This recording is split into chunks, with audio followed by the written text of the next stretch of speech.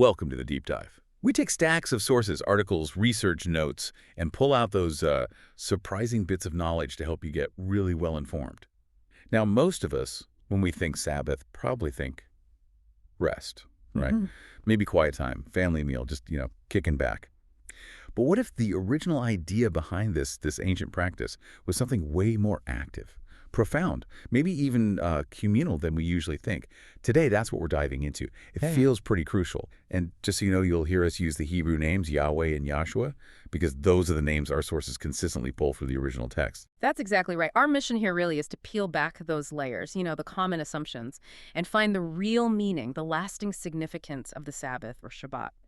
We're going straight back to the start, looking at the Hebrew text, unadulterated, to see its full weight and purpose. We really think this journey will have some genuine aha moments, give a much clearer picture of Yahweh's design for this key day.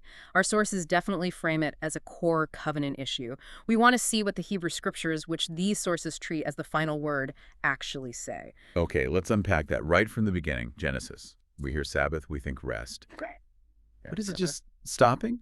Or is there something deeper, something woven in right from creation that changes what rest even means here? That's a really good place to start because, the common idea of rest can kind of miss the mark. The origin, it's right there, Genesis 2, verses 1 to 3. Yahweh creates for 6 days, and then on the 7th, he Shabbated. Now, it's super important to get this. His rest wasn't because he was tired. Not like us. Right, not fatigue. No, it was a stopping, a cessation from the work of creation.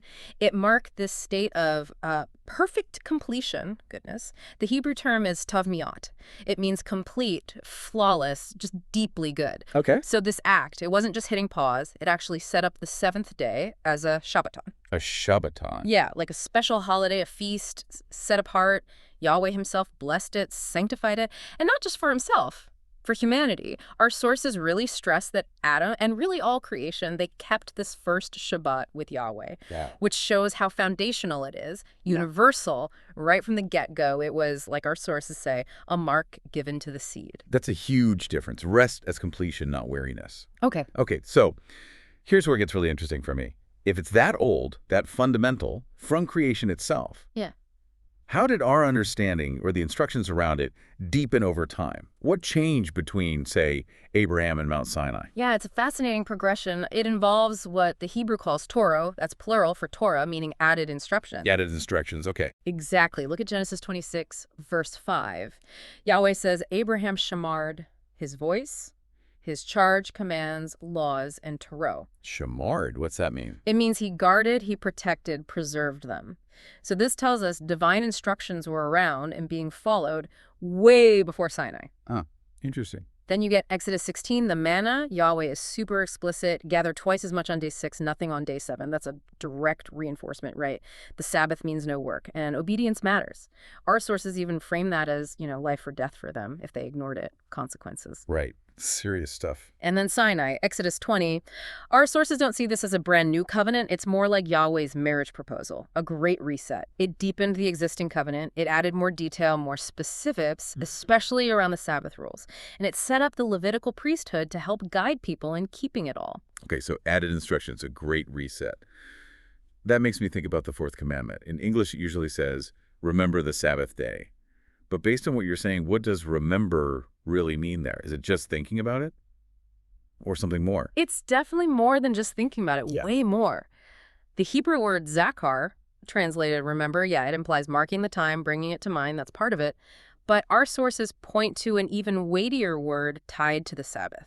Shamar. Shamar, the same word used for Abraham. The very same.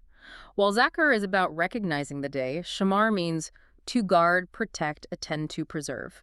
It implies this active, intentional, diligent keeping. It goes miles beyond just, mental recall. Wow. Guard, protect. Exactly. The Sabbath in these sources is presented as absolutely central to the covenant. It's called a mark, a sign, even an oath between Yahweh and his people. You see that in Ezekiel and Isaiah. And here's something profound. The Hebrew root Shabbat is related to Sabbath.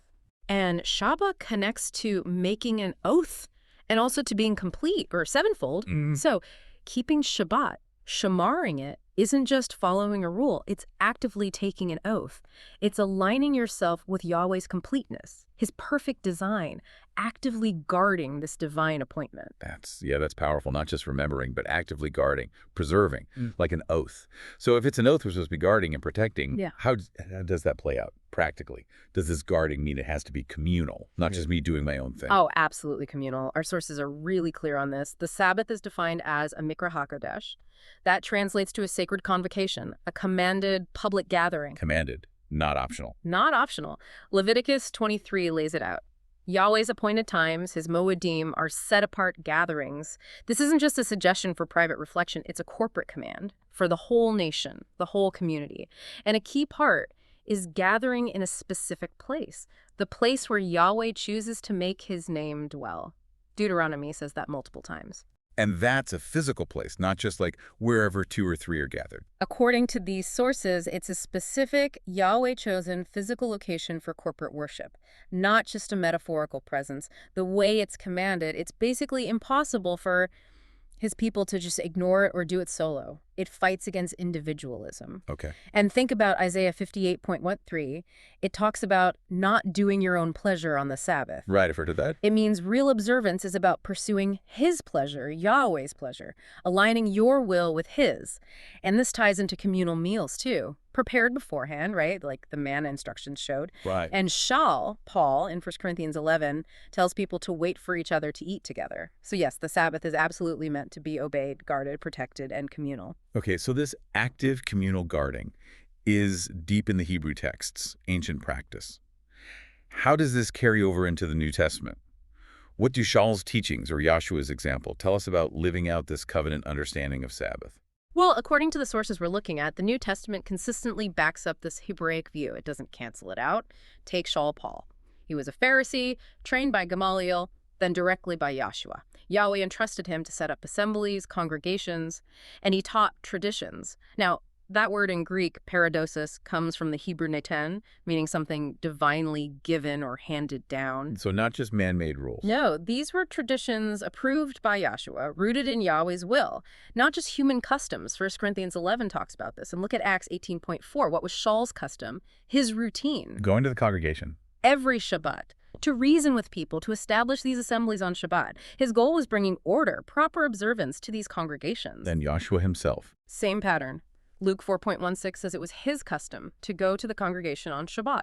Consistently, he didn't come to change the Torah, abolish it. Our sources emphasize he fulfilled it, showed its true depth.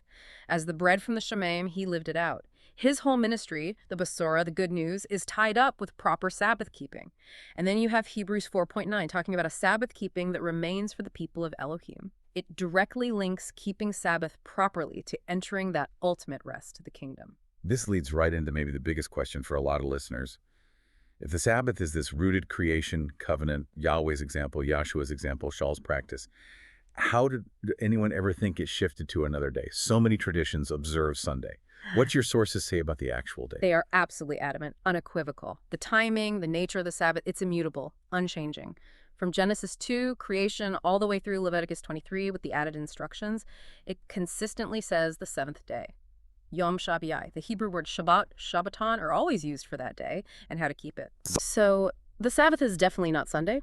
Our sources are blunt about that. They argue quite forcefully that mankind simply doesn't have the authority to change a divine command set up at creation. Right, it's Yahweh's command, not ours to fiddle with. Precisely. His instructions are seen as eternal.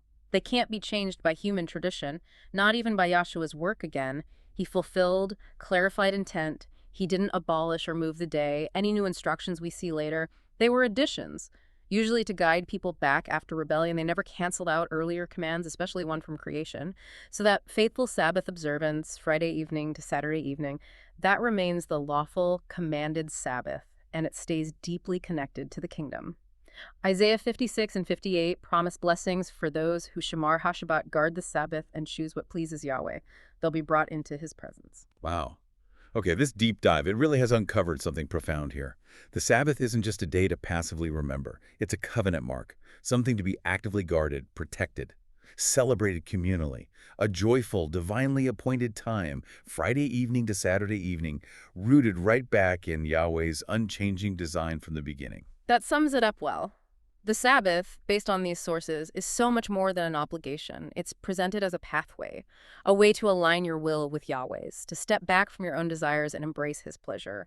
It's even seen as preparation for that ultimate rest in the kingdom to come. Which really brings up a crucial question, doesn't it? For you, listening right now, are you truly shemering the Sabbath, guarding it, protecting it, according to his unchanging instructions, as that active mark of your covenant with him? Yeah, that's something to really think about. We would definitely encourage you to reflect on your own practice. Consider what steps you might take to align more fully with Yahweh's commanded way of observing the Sabbath. It's clearly a journey, isn't it?